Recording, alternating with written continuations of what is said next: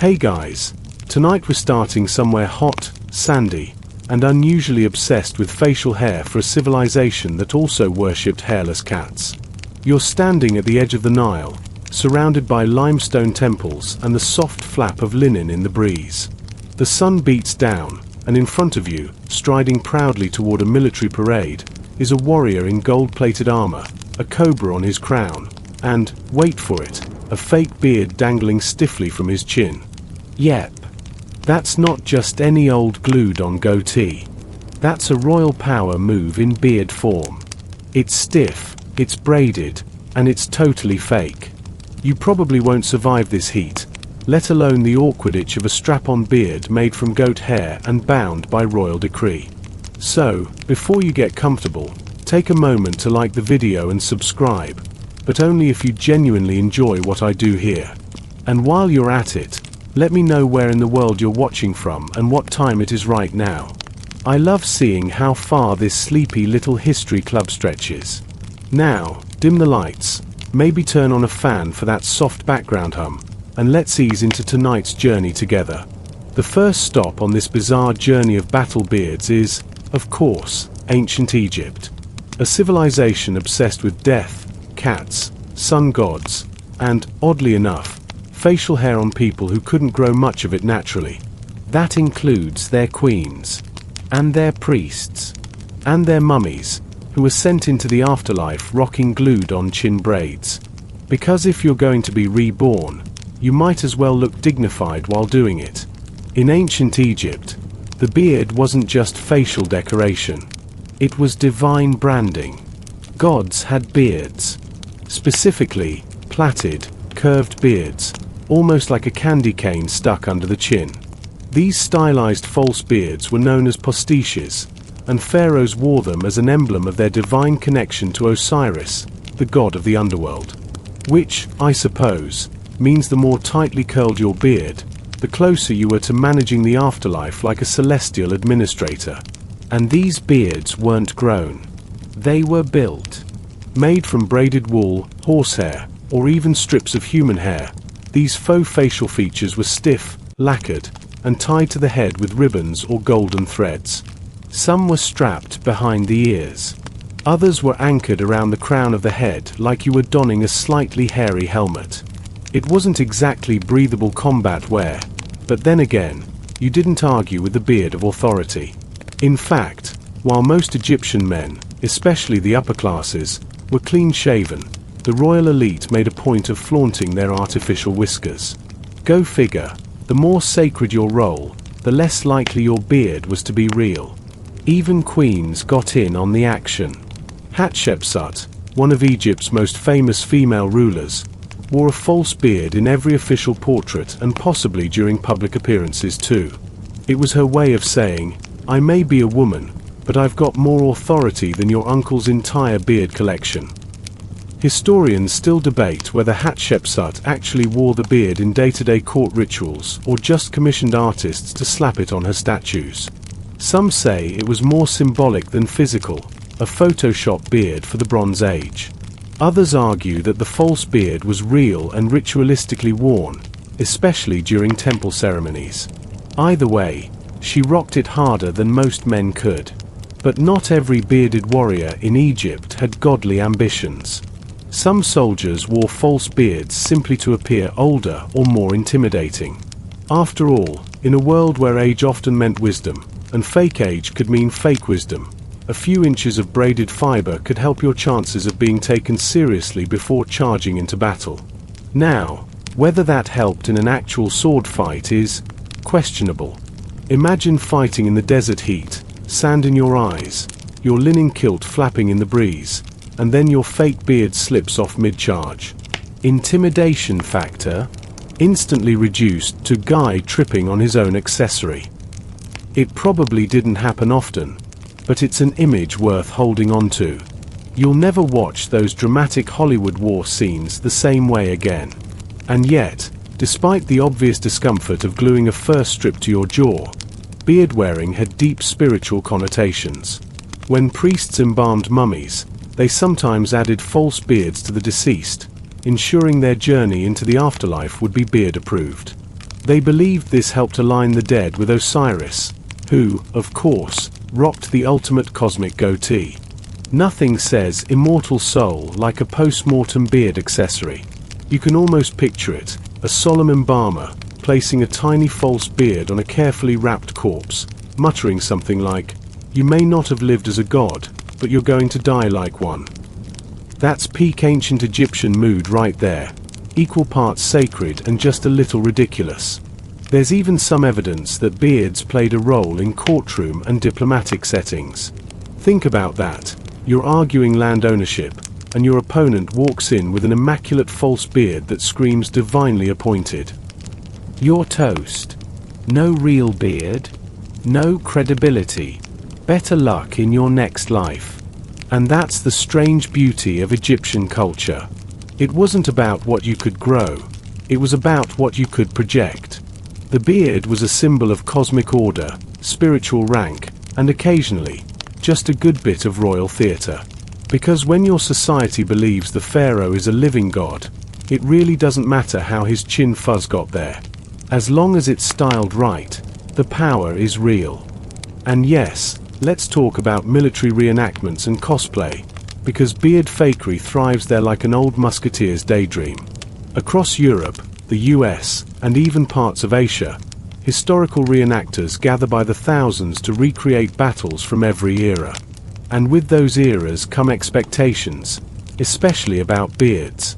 But not everyone wants to spend 6 months growing an authentic 18th century naval beard. Solution: the reenactor beard market. Online stores now sell battle beards modeled after specific historical figures: Napoleon's officers, Viking raiders, Civil War generals, Mongol horsemen. The best ones are hand-tied, sweat-resistant, and come with instructions for proper aging: a little ash here, a dab of oil there.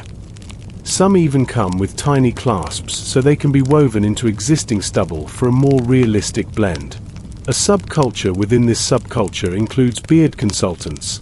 Yes, actual people, who advise on facial hair authenticity for documentaries, reenactment groups, and living history museums. One such consultant proudly stated in a blog post, "I've helped more than 300 men wear beards that look like they were grown during the siege of Vienna. Without the lice." Beyond historical flair, false beards have also made their way into VR and simulation training. Some military and law enforcement simulators now use facial recognition to distinguish friend from foe. To avoid memorizing the faces of actors or digital targets, they alter appearance using fake facial hair. One simulator randomly generates facial hair patterns, even fake ones, to help trainees stay alert and avoid subconscious shortcuts. And finally, you have the beard as memorial.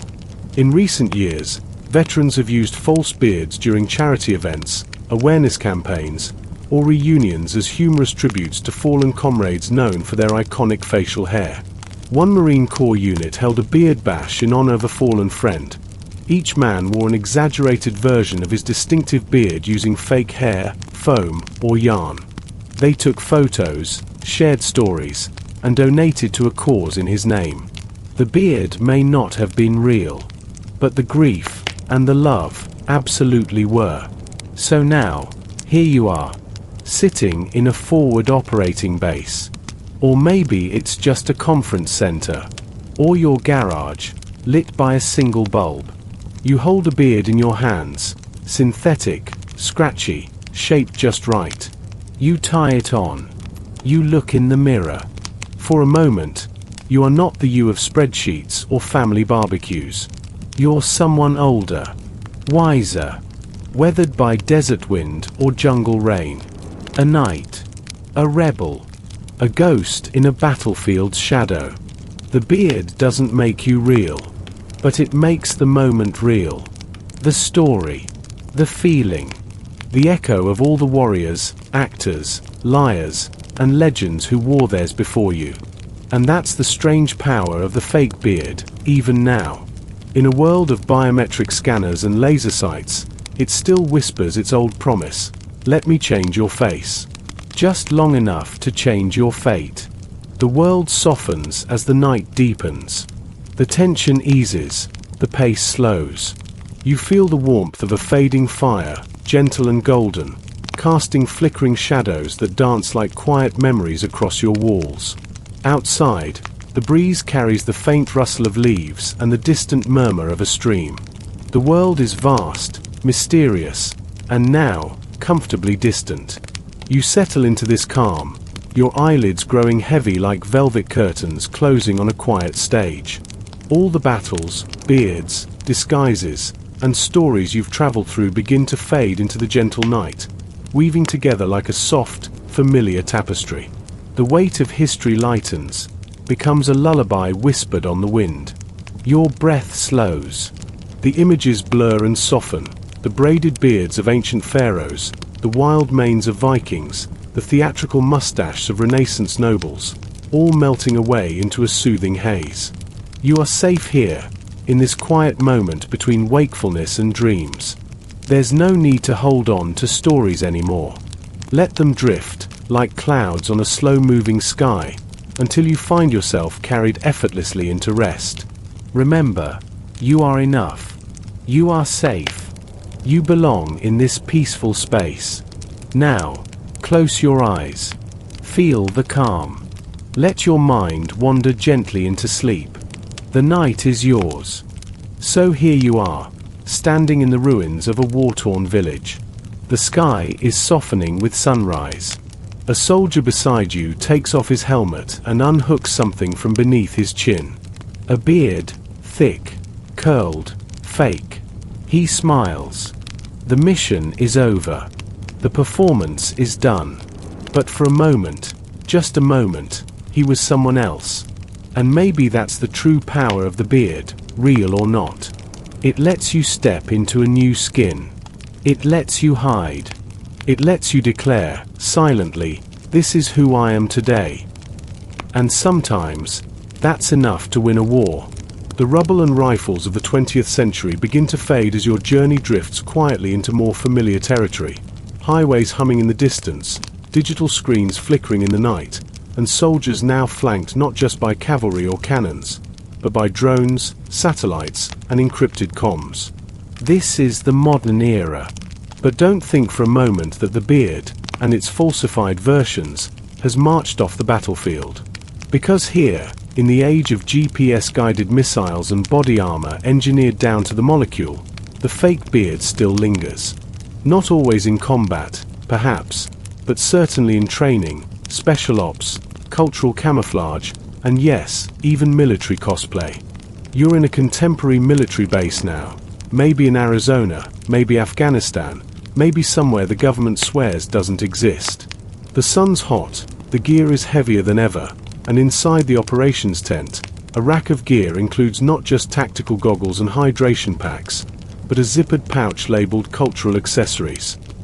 Inside, headscarves, prayer beads, and a bundle of artificial beards in varying lengths and shades. Welcome to the 21st century beard kit. Let's start with Special Forces.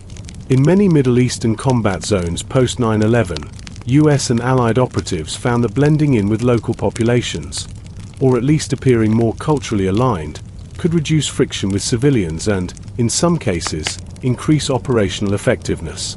The result? A noticeable rise in what became known as the operator beard.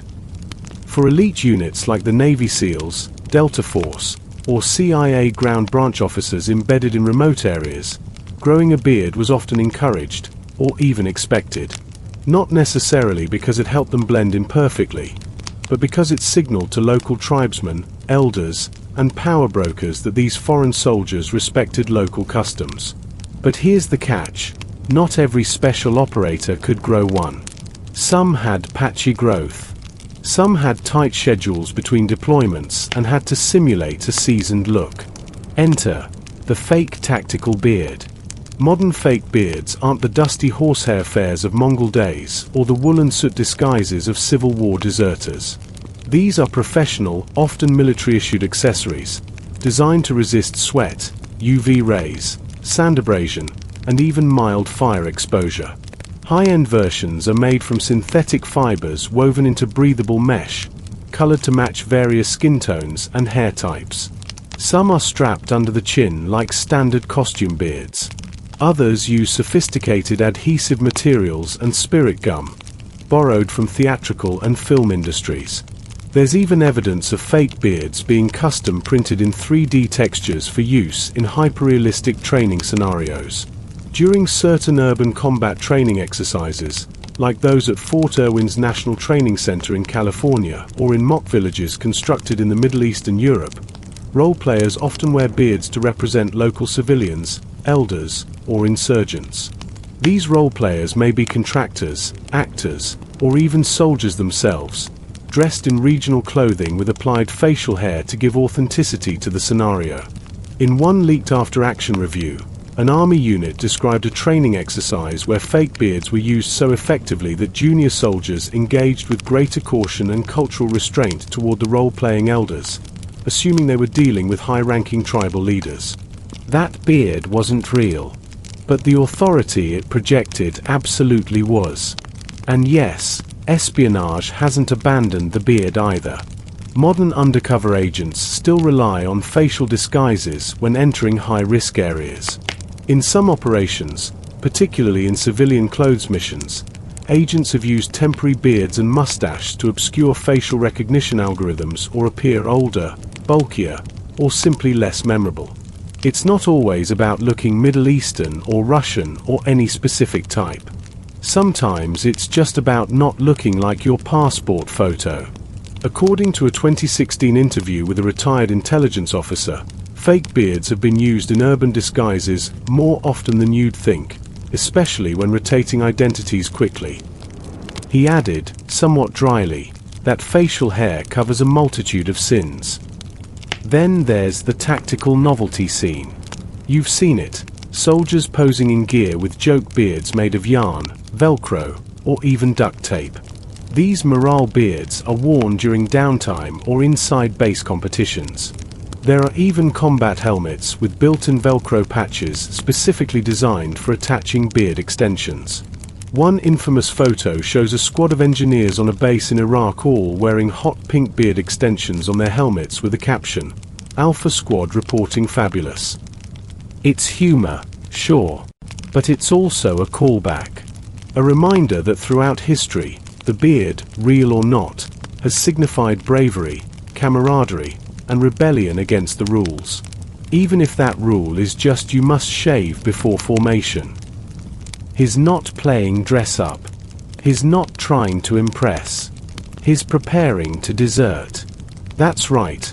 One of the more unusual uses of false beards during the Civil War was for disguise during desertion. Uniforms weren't always reliable indicators of allegiance, especially in the early years when both sides sometimes wore similar colors. Add a beard, a different hat, and a convincing limp, and a young soldier might just sneak past a picket line. A few court-martial records from both the Union and Confederate sides mention soldiers caught in disguise. In one famous case, a deserter was discovered with multiple false beards in his pack, each slightly different in color and style. He claimed they were for theatrical entertainment. The court didn't buy it. He was sentenced to hard labor, though one officer reportedly chuckled and said, "At least the man had range." Not all beard fakery was criminal. Some soldiers wore false beards as part of spying efforts. Civil War espionage wasn't as sophisticated as it would become later, but it had its moments of flair, and facial hair was part of the toolkit. Women, in particular, used beards for disguise. Disguised as men, some enlisted, served, or smuggled information across enemy lines. The stories of women soldiers, like Sarah Edmonds, who served as Franklin Thompson in the Union Army, often include references to her careful disguises. She wore men's clothes, bound her chest, and yes, when necessary, added facial hair to sell the illusion. Whether Edmonds used a fake beard herself remains debated, but other female spies certainly did. Some accounts speak of women using horsehair or cotton dyed with coffee grounds to fashion temporary whiskers. Tied with ribbons, glued with tree sap or beeswax, these beards transformed them just enough to pass for adolescent boys or wiry young recruits. They marched, fought, and bled, protected in part by their homemade disguises. Even among male soldiers, beards weren't always natural. Soldiers often joked about rubbing bacon grease on their chins to encourage growth. Some smeared ash or soot on their faces to appear older or more rugged during drills. One Union private, writing home, said, "The new recruit beside me drew whiskers on himself with charcoal to impress a nurse. It washed off in the rain. So did her interest." And what about portraits? Oh, the portraits. Every Civil War soldier wanted one before going off to fight. Studios popped up near camps, offering photographs for a few cents. And if your beard wasn't coming in quite right, the photographer had you covered, literally. Early photographers used retouching techniques with ink and pencil to enhance facial features. A clean-shaven chin became mysteriously mustachioed by the time the photo was printed. There's even a rumor that one savvy photographer offered paper cutout beards that could be held in place during long exposures. Whether anyone was patient, or desperate, enough to use one is unknown. But the joke made its way through multiple regiments. Of course, you couldn't talk about Civil War beards without mentioning some of the real ones that looked fake. Ambrose Burnside's sideburns, yes, that's where the term comes from, were so grand, they deserved their own chain of command. Confederate General J.E.B. Stuart sported a curled mustache and goatee that looked like it had its own cavalry unit. And Abraham Lincoln's iconic chin curtain beard? That was the real deal, but it inspired thousands of imitations, both real and fake. In fact, during Lincoln's 1860 campaign, fake beards were sold at rallies so supporters could dress like him. These were made of felt, cotton, or even sheep's wool dyed black. Crowds of young men wore them as a sign of allegiance. Some political cartoons mocked this trend, showing armies of bearded Lincoln lookalikes storming polling places. But it worked. Beards became part of political branding. There's even a curious account of a Union regiment that held a contest for most heroic beard. The winner, a sergeant who, lacking natural hair, crafted a beard out of campfire soot and corn husks. He wore it so convincingly that an officer didn't recognize him for 3 days. And let's not forget camp performances. To pass the time, soldiers often staged plays, sketches, and mock debates. These performances included impersonations of generals, politicians, or preachers, all of whom, naturally, needed beards. Soldiers would make crude wigs and beards out of whatever they had: hay, bootlaces, unraveled blankets. In one Confederate camp, a soldier famously wore a mop on his face, tied with a shoelace, to play Jefferson Davis in a skit. When asked why he chose that style, he replied, "I ran out of hay." There's a lightness in these tales, yes, but always against a backdrop of war. Even humor had shadows. For some soldiers, beards became a symbol of trauma or loss. There are letters from soldiers who stopped shaving after the death of a friend, letting their facial hair grow wild as a kind of mourning. In these cases, the beard, real or fake, wasn't about deception or style. It was about holding onto something. A protest against forgetting. They looked like warriors from another age, and their exoticism played well into the emperor's imperial branding. And what about Napoleon's enemies? Let's take the British. Officers in the early 1800s were still mostly clean-shaven, with the exception of certain cavalry units who embraced mustaches as part of their hussar identity. These styles were borrowed from Eastern European regiments and gradually became a kind of macho mustache club. The issue? A lot of young officers couldn't grow the real thing. Enter the mustache patch, a tiny, waxed tuft worn for balls, duels, and particularly dramatic entrances. In the diaries of one British officer, a fellow lieutenant is mocked for pasting on a squirrel's tail before attending a dinner with Spanish royalty. The officer later admits the false mustache sweated off mid-toast. Tragic, but on brand.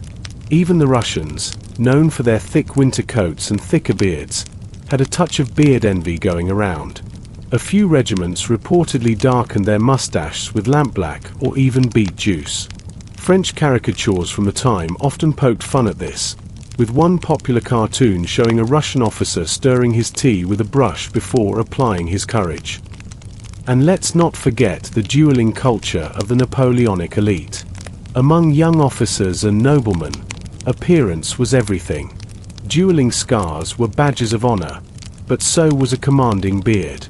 If you couldn't grow one, and you wanted to look intimidating on the field of honor, you improvised. There's a legend, unverified but delightful, about two aristocrats dueling in Prussia. One, insulted for his smooth face, wore a waxed-on beard to the duel. When his opponent's sword grazed his chin, the beard peeled off and fluttered into a nearby fountain. He reportedly yelled, "You may cut my face, but you'll never shave my dignity." Not all beard fakery was for show, though. There's one peculiar case, recorded in the margins of a medical treatise, about a French soldier who wore a false beard as a disguise to avoid execution. After being caught looting, he slipped away, dressed as a civilian, tied on a long grey beard, and posed as a village teacher for 2 weeks before being recaptured. The beard was made of horsehair. He'd sewn it into a scarf. A for effort. But perhaps the most iconic example of Napoleonic-era beard inflation is in the post-war paintings. After Napoleon's fall, veterans returned home, and as their exploits became legend, so too did their appearances. In memoirs, portraits, and plays, their beards became longer, more sculpted, more glorious than reality probably allowed. A man who'd spent half his campaign with lice and frostbite was now remembered with a chin like Zeus. And if he didn't have the beard, artists painted one anyway. You can almost imagine the studio. A retired major, balding and smooth-faced, sits stiffly while the painter considers. The major says, "Give me something heroic." The painter nods. A moment later, a brush darkens his jaw, adds a modest mustache, maybe even a Van Dyke. When the portrait is unveiled at the next dinner party, the guests all murmur with admiration. No one says a word. Because by then, the beard had ceased to be about hair at all.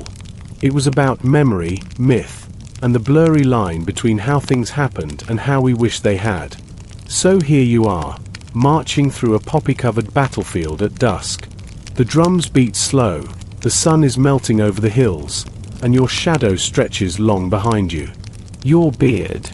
Real, fake, painted, powdered, it doesn't matter. Tonight, it means you fought. It means you lived. It means you belong in the story. Even if you glued it on. You drift now across the Atlantic, the air thick with the scent of gunpowder, tobacco, and campfire ash. The year is somewhere between 1861 and 1865. The land is divided, brother against brother, state against state.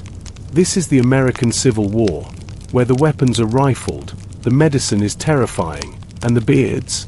Oh, the beards are everywhere. Facial hair was arguably at its historic peak during this time. Mustaches, mutton chops, neck beards, chin curtains. If it grew, someone shaped it into something dramatic and meaningful. And if it didn't grow, well, that's where our favorite recurring theme comes back in. Fake beards, improvised stubble, and chin wigs that saw more battlefield deception than you'd believe. You find yourself in a Union camp just before dawn. Tents flap in the breeze, soldiers stir from sleep, and the only light comes from dying embers and distant lanterns.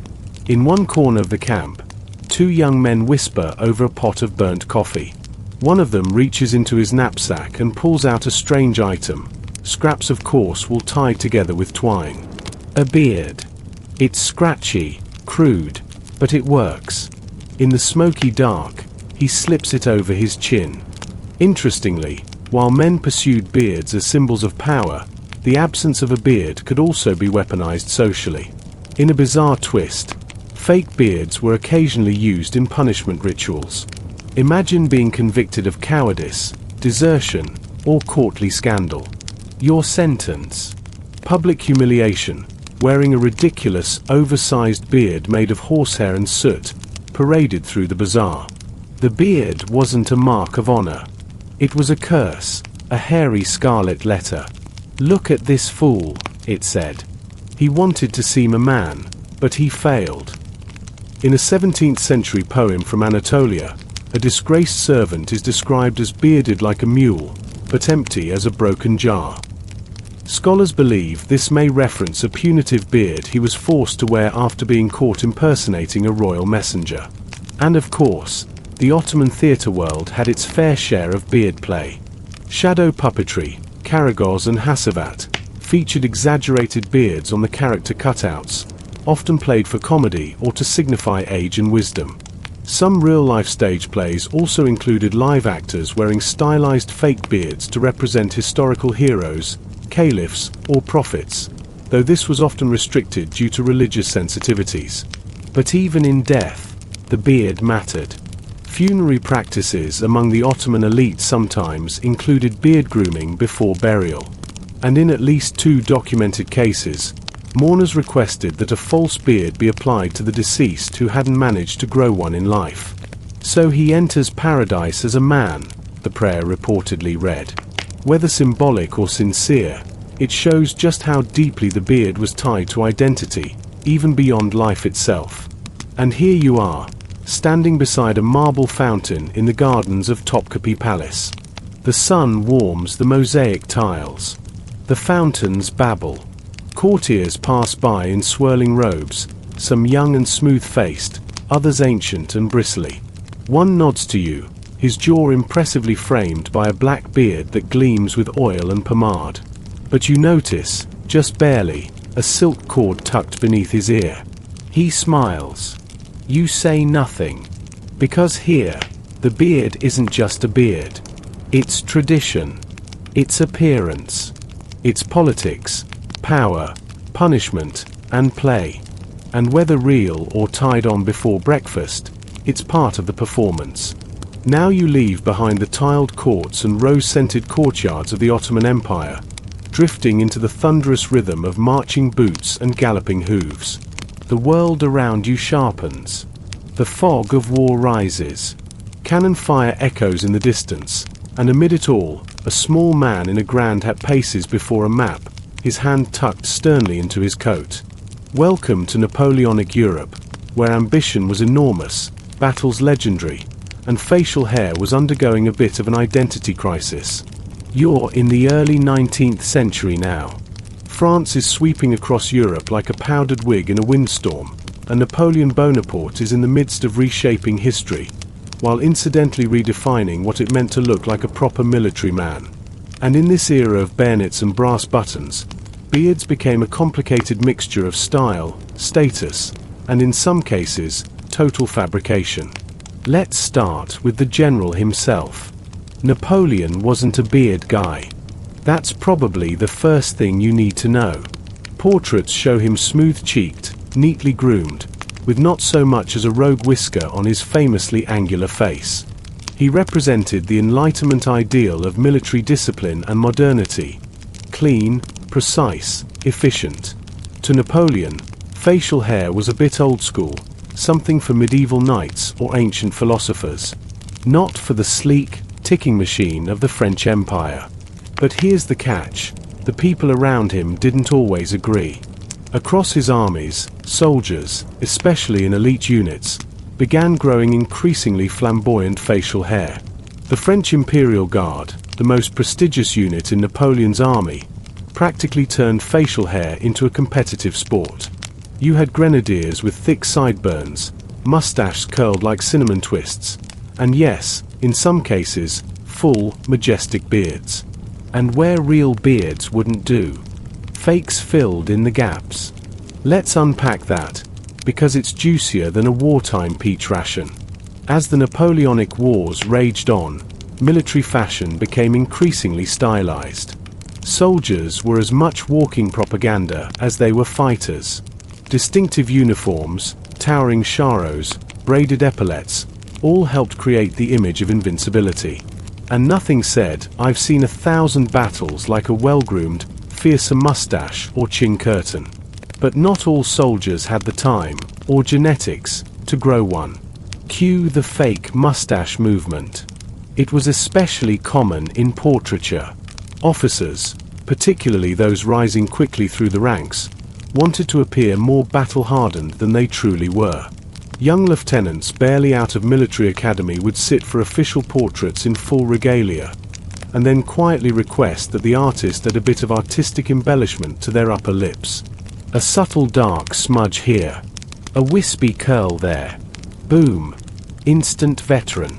One painter from the time, Jacques-François Suibarg, was known to joke that he had painted more mustache than bullets fired at Austerlitz. Several sketchbooks from artists of the era include notes like, "Captain requested thicker beard, said it should frighten Austrians." Of course, some soldiers weren't content to wait for the artist's brush. They brought the illusion to the battlefield. Reports, though rare, mention young recruits using soot, coal dust, or even shoe polish to darken their cheeks and jaws. Some used bits of wool, stiffened with wax or glue, tied on before parades or inspections. It was all about projection. A fake beard was armor for the ego. And this wasn't just vanity, it was strategy. In Napoleonic warfare, bluffing mattered. Troops who appeared more experienced could psychologically intimidate their enemies. A line of bearded grenadiers looked more formidable than one of pink-cheeked boys. So if you were barely shaving but wanted to look like you'd bayoneted your way through half of Europe, a little augmentation went a long way. There's a curious letter from a French field commander in 1807 mentioning a new company of troops who marched with the presence of veterans, though their cheeks betrayed their youth, except when stained with ashen fake whiskers. The tone is part amused, part approving. Appearance, after all, was half the battle.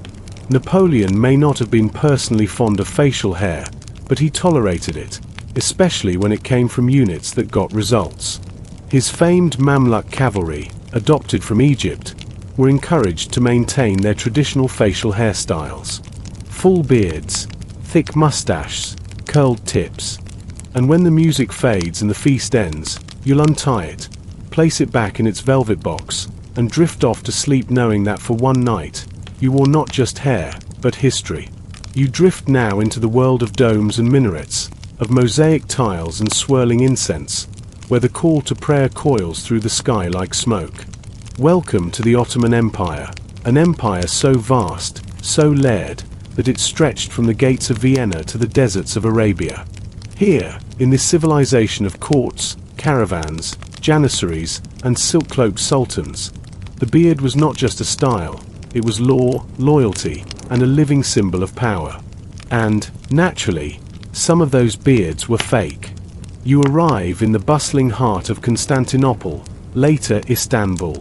The city's a kaleidoscope of cultures. Christian monks in robes, Jewish traders with prayer shawls, Arab emissaries wrapped in keffiyeh.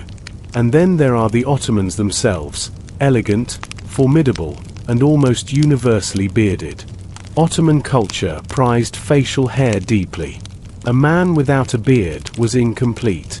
Religious tradition played a huge role. Islam held the beard as a sign of maturity and piety, and many Islamic scholars and jurists insisted that growing one was not just a recommendation but an obligation. And so, in court, in the market, and especially on the battlefield, a beard meant more than age. It meant legitimacy. Which brings us to the fun part. When legitimacy becomes performance, people find ways to fake it. Ottoman society, especially in its golden age between the 15th and 17th centuries, was obsessed with presentation. Whether you were a soldier, a scholar, or a silk merchant, how you looked mattered. The empire was hierarchical and heavily stylized, with codes for how turbans were tied, how belts were worn, and yes, how beards were groomed. And for those lacking in the beard department, well, there were options. Let's begin with the janissaries. These elite soldiers, once enslaved Christian boys converted and trained into fierce Ottoman warriors, were forbidden from growing beards early in their careers. Beards, after all, were for elders. The janissaries were to be clean-shaven, focused, and disciplined, with little room for vanity. But over time, things shifted. Older janissaries, or those promoted into officer ranks, began growing facial hair as a mark of status. Some even took liberties, adorning their uniforms with exaggerated mustaches or jawline tufts during parades or celebrations. One scholar points to a rare Ottoman miniature painting where a janissary appears to have a distinctly unnatural beard. The lines are too crisp, the angle too angular, and there are ties visible behind his ears, suggesting a false beard affixed beneath his ceremonial helmet. It's subtle, but it's there. Perhaps he hadn't earned his real beard yet.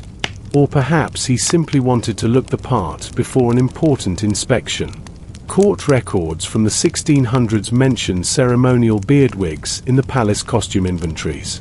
These were usually made of yak hair, dyed black, and tied to the face using thin twine or adhesives made from tree resin and sugar. They were used in pageants, public festivals, and even punishments. Yes, we'll get to that. In the imperial court, appearances were finely curated. When sultans held court in the Topkapi Palace, everyone from the Grand Vizier to the water-bearer had to look the part. And for high-stakes diplomacy or ritual observances, sometimes officials, particularly younger or beardless ones, wore fake beards as status props. Imagine a 19-year-old scholar preparing to meet foreign dignitaries. His mind is sharp, his rhetoric polished, but his chin is as smooth as the calligraphy scroll he carries. Solution: a discreet beard patch to help him read older. But perhaps the most theatrical use of fake beards came during Ottoman military spectacles. In a grand tradition known as the Meteran, Ottoman armies staged elaborate parades before and after campaigns. These included musicians, standard bearers, cavalry displays, and yes, full costume roleplay. Soldiers were sometimes assigned historical or legendary figures to impersonate for parades, pageants, and reenactments. If your character had a beard, you got a beard. Real or not. There are reports of massive pre-battle morale events where entire ranks of soldiers dressed as ancient heroes, some of them Ottomans, some borrowed from Persian or even Greek legend. Men who couldn't grow beards were issued facial prosthetics from the regimental costume cache. It was a bit of fun. It was a bit of propaganda. And it created a sense of unity. Today, we are the ancestors. We carry their wisdom. And yes, we carry their chin hair too. In some regions, these beard accessories were status marked. Officers' beards were made of silk-threaded goat hair. Regular soldiers had wool blends. The worst punishment? A mismatched beard. Nothing says demotion like being handed a ginger beard when you're clearly not a ginger. Now let's talk about disguise and espionage. The Ottoman Empire had a complex spy network. Casus, as they were known, operated across Europe, Persia, the Caucasus, and North Africa. Many of these agents adopted disguises to blend into foreign courts or rebel strongholds. And just like in the Crusader days, beards were often the final touch that sold the character. A beardless Muslim man couldn't easily pass for a Persian scholar or a Venetian merchant, roles that required significant facial growth. So, some spies were equipped with fake beards in various styles, lengths, and even textures to help them slip into enemy societies. Ottoman spy manuals, which actually existed, offered detailed advice on accents, garments, and mannerisms. And while the manuals don't explicitly mention beard wigs, some translated versions do refer to face covers to conceal youth. You connect the dots. Now, one might think these accessories were only for the stage or masquerades. And yes, they did flourish in theatre, especially during the Commedia dell'arte era, where stock characters like Pantalone the Miser were always seen with absurd, comical beards. But the practice bled into noble society as well. Some letters and inventories from the Medici court include references to facial adornments for disguise and occasion. Were these fake beards? Possibly. One courtier's effects included 2 chins of sable curl, 3 frames of Moorish thread, and 1 fox jaw for holy days. If you're not imagining a man preparing for a party by picking the right chin, you're not doing it right. And where there's fashion, there's also insecurity. The Renaissance world was obsessed with virility, and the beard was its banner. A bearded man was considered wise, vigorous, and passionate. A beardless man? Well, that raised questions. Some scholars even connected lack of facial hair with infertility or moral weakness. That's a lot of pressure for your follicles. So, if you were a courtier with a smooth face and political ambitions, you had 2 options: wait or wear it. Interestingly, some warriors, especially mercenaries and officers, began adopting fake facial hair in portraits or parade armor. While most soldiers were practical about grooming, those in positions of leadership or prestige often posed for oil paintings meant to immortalize them as fierce and wise. Couldn't grow a battle beard? Your artist, and possibly your valet, would take care of it. You can almost picture it, a 28-year-old captain standing rigid as a painter fusses with a small strip of glued goat hair just under his lower lip. More rugged, he says. The artist nods, adds a few brushstrokes, and before you know it, you've got a portrait of a man who looks like he personally stormed Troy. This leads us into one of the Renaissance's strangest subplots, the beard duel. Yes, some nobles, when insulted over the quality or authenticity of their facial hair, challenged one another to duels. It sounds absurd, and it was, but there are at least 3 documented cases of men drawing swords after being accused of wearing a false beard. One took place in 1554 outside Lyon. A young marquis, allegedly mocked by another noble for his dyed squirrel's tail chin, demanded satisfaction. The duel left both men blooded and, ironically, neither could grow a beard afterward. And then there were the traveling beard vendors. Street merchants in major cities like Paris, Florence, and London sometimes sold false beards during festival seasons. Their carts offered everything from subtle enhancements to outrageous novelty beards meant for disguises, theatre, or satire. One 16th-century carnival pamphlet advertises beards for saints, lovers, scholars, rogues, and devils. The beard had become more than a fashion item. It was a theatrical persona, a way to transform yourself with a single tie-on gesture. Of course, not everyone approved. Theologians and moralists were deeply suspicious of all things artificial, especially anything that tampered with the natural order of appearance. Some sermons railed against fake beards as signs of pride, deceit, or even vanity's triumph over reason. In one fiery tract from a Florentine preacher, false beards are described as snares of the devil meant to cloak youth in counterfeit wisdom. Harsh words for what amounts to fuzzy theatre. But perhaps the best evidence of beard wig popularity comes from the sheer number of satirical drawings from the period. In illustrated pamphlets and marginalia, cartoonish characters with exaggerated fake beards are drawn adjusting straps, combing absurd tufts, or having their beards caught in doorways. It was an easy visual gag, and one that audiences immediately recognized. One popular print by a Dutch artist shows a man attempting to kiss a woman while his massive glued-on beard peels halfway off his chin. The caption reads, "Truth revealed when heat rises." You can feel the Renaissance sass in every line. So here you are, seated at a banquet table lit by dripping candles and the low hum of lutes and conversation. You're dressed in rich velvet, a jeweled dagger at your hip, and something distinctly ticklish on your face. Your beard, a mix of sable and wax, was tied on this morning. You've chosen the Venetian rake style, slightly pointed, aggressively curled, and, let's be honest, just a bit too long to be believable. But it doesn't matter. Tonight, you are not yourself. You are older, wiser, more mysterious. You drink your wine slowly. You stroke your beard thoughtfully. You give knowing glances across the table. No one dares question it, because here, in the great masquerade of Renaissance life, your beard is your truth, even if it's hanging on by a thread. Now let's swing toward the tournament circuit, the medieval version of pro wrestling meets beauty pageant. Tournaments weren't just about fighting. They were about spectacle, chivalry, and impressing the right spectators. Knights paid serious money to have portraits painted or to wear personalized armor. So why wouldn't some of them enhance their image with a little extra chin drama? Some court painters likely touched up or exaggerated beards in official portraits.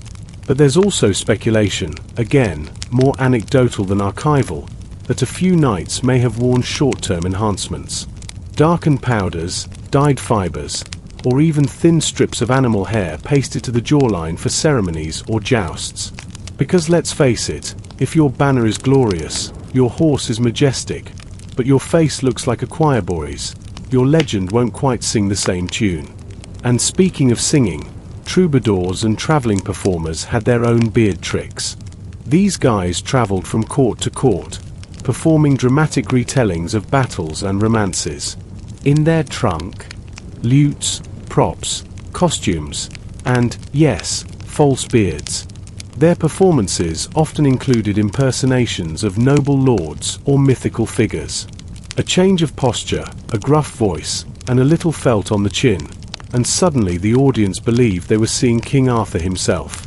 Some even had interchangeable beards, red, grey, black, braided, bushy, like a medieval Mr. Potato headset. Choose your legend. Choose your beard. So now picture this. You're standing beside a smoky campfire in the middle of a tournament field.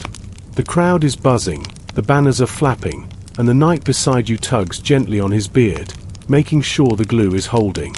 He nods to the crowd, adjusts his grip on his lance, and rides forward, not just to compete, but to perform. His beard flutters heroically in the wind. Somewhere, a painter watches and sketches, already imagining it twice as thick in the final piece. And you stay back, watching from the shadows, one hand tucked beneath your cloak. You, too, wear a beard tonight, just enough to pass, to pretend, to hold the illusion a little longer. Because here in medieval Europe, the beard is more than a beard. It's your story, your disguise, your armor, even if it's tied on with a piece of twine. The filth and fog of the medieval world lift as your journey moves forward in time and south toward the sun-drenched streets of Florence, Venice, and Paris. Welcome to the Renaissance, a world of powdered wigs, velvet cloaks, courtly intrigue, and a fashion obsession that makes modern runway shows look like sock puppets. The air is now thick with perfume, lute music wafts from balconies, and yes, there's an awful lot of synthetic hair involved. You've just entered the golden age of artificial grooming. And the battlefield? It's no longer just muddy fields and clanging armor. It's appearance, reputation, style. And when your masculinity, authority, and honor are under constant public scrutiny, what's one more fake beard between friends? Here, in the 15th and 16th centuries, facial hair went through one of its most performative evolutions. And naturally, some people just couldn't wait for puberty, genetics, or nature to catch up. So, as with the Renaissance's many other innovations, paint, architecture, humanism, some creative minds thought, why wait to grow a beard when you can just wear one? In courts across Europe, especially in Italy and France, appearance wasn't just an accessory. It was an art form. Courtiers, aristocrats, and even soldiers obsessed over their image. Elaborate ruffs, towering hats, codpieces, don't ask, and powdered faces were all part of the game. The beard was no exception. It became not only a fashion statement but a symbol of wit, sophistication, and virility. But here's the problem. Not everyone could grow the kind of beard that earned sonnets. And in an age where artists were painting noblemen with beards that looked like carefully groomed hedgerows, those without facial hair found themselves, well, artistically challenged. Enter the beard wig. Yes, that's a real thing. Known in some texts as force bob or false beard, these pieces were crafted from human hair, horsehair, goat hair, or even plant fibers. They could be curled, dyed, waxed, and carefully shaped to match the fashion of the day. And the fashion? Oh, it changed constantly. You might start the decade with a curled mustache and goatee combo. Thank you, Da Vinci. But 10 years later, the style could shift to pointed chin beards or even heavily forked designs reminiscent of devilish caricatures. And if your face couldn't keep up, your costume box did. Some nobles, especially those in their early 20s who had political aspirations but very little chin fuzz, relied on these beard wigs to assert authority in portraits and public events. One particularly entertaining account from 1517 describes a Milanese nobleman who wore a different beard style each day of the week. Sunday, the philosopher's flourish. Monday, the imperial dagger. By Friday, he was rocking something called the devil's claw. The implication? He didn't grow any of them. And yes, these beard wigs were sometimes scented. Clove, lavender, or bergamot oils were applied to disguise the natural musk of, well, wearing something hairy glued to your face in summer. It was both style and strategy. So now you find yourself back in that quiet room. The samurai rises, beard affixed, armor gleaming. Outside, the rain falls soft on the courtyard stones. Somewhere, a war drums begins to beat. He bows deeply, then walks out into the mist, his face not just a face, but a mask of legacy, age, fear, and honor. Whether the beard is real or not, that's not for you to say. But tonight, in your dreams, you wear one too. The rain-streaked pagodas of Japan fade into a chillier, muddier world now. Your dream carries you westward once again, over misty moors, crumbling castles, and muddy roads where hooves splash and torches flicker through the fog. You're in medieval Europe, a place where lords and serfs shuffle through their daily struggle, knights clank around in chainmail, and troubadours spin tales of valor, often featuring a beard far grander than the subject ever wore in real life. Tonight's chapter takes you into a world where looking like a battle-hardened veteran could mean the difference between commanding respect or fetching someone else's stew. In an era when status was everything, some people didn't just fake nobility, they faked age, experience, and rank with one simple tool, the beard. Picture a crowded medieval encampment on the eve of battle. Tents dot the hillside like pale mushrooms. Armor glints in the firelight. There's music, sword polishing, and low murmurs of nervous anticipation. Among them moves a figure, tall, confident, armored, and suspiciously hirsute. His beard is long, forked, and far too luxurious for someone barely out of their teens. But nobody questions it. Because if your chin says veteran, who's going to ask for proof? The truth is, fake beards weren't just theatre props. In medieval Europe, they were sometimes tools of deception, used by impostors, young squires, lower-class men, or even con artists trying to climb the social ladder, if only for a moment. Let's start with the cultural context. During much of the medieval period, particularly from the 11th to 14th centuries, a beard was a symbol of manhood, wisdom, and warrior credibility. A smooth-faced man could be taken for a page, a scribe, or worse, someone soft. But a thick, bristly beard? That suggested age, experience, and more than a few battles under your belt. Younger men, especially those newly knighted or seeking to impress in tournaments, were often painfully aware of this visual gap. Their armor might gleam, their sword might be sharp, but if their face said boy, then no amount of swagger could compensate. So some improvised. While documentation is scarce, this sort of thing rarely made it into official records. There are anecdotes from courtly literature, satire, and even a few trial records that hint at the use of false beards in both jest and deceit. One curious tale from a 13th century French romance tells of a low-born squire who disguises himself as a knight to win a noblewoman's favor. Among his accessories, a borrowed suit of armor and a glued-on beard made of dyed wool and thistle bristle.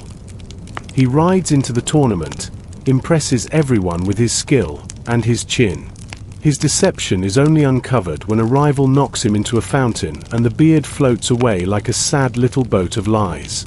Comedy, yes, but grounded in enough social truth to sting. And it wasn't always about romance. Some soldiers used false beards to fake seniority during chaotic skirmishes. A bearded man could claim command more easily than a beardless one. If a commander fell in battle, a bold, or desperate, subordinate might step up, beard in place, orders flying, hoping to seize control in the confusion. A bit of theatre might buy precious minutes, or even shift the tide of a fight. In some retellings of historical battles, particularly in popular ballads, you find references to heroes disguised by brow and beard, often sneaking into enemy camps. Whether this meant literal false beards or just cloaks and shadows is unclear, but the trope took hold. Poets of the era loved the image: the disguised knight, the hooded wanderer, the outlaw hiding behind a beard not his own. And then there were the pretenders. European history is filled with impostors claiming to be lost princes, noble heirs, or long-dead lords. Some dressed the part, learned courtly manners, and tried to pass. Several of these cases, while light on detail, mention facial hair as part of the transformation. A notable example, the infamous Perkin Warbeck, who claimed to be Richard of Shrewsbury, one of the princes in the Tower. Contemporary sources note he wore a thick beard not common to English princes, possibly added to make him appear older, wiser, or simply less easy to recognize. Did he glue it on? Grow it in secret? We don't know. But the implication is clear: the beard wasn't just decoration. It was camouflage. Even religious orders got in on the beard drama. Medieval monks were typically required to shave, especially in Western Europe. The tonsure, with its iconic bald crown, left little room for vanity. But during passion plays or morality tales performed by monks themselves, roles like God, Moses, or Saint Peter required beards. Guess what they used? You guessed it: horsehair, wool, or sometimes dyed flax tied on with string or pasted on with tree sap. One monastic account from the 14th century laments the spirit of deception seeping into a monastery performance, after a novice's beard caught fire from a poorly placed candle. He survived. His dignity? Less so. Meanwhile, in the secular world, beard fakery could also be punitive. In certain towns, minor criminals, especially con artists or debt dodgers, were paraded through the streets in false beards as a form of mockery. This was the inverse of the honor beard. A ridiculous, oversized, or colorful beard marked you as a liar. You weren't bearded by age, you were bearded by shame. One odd case from 15th century Germany involved a baker accused of watering down his flour.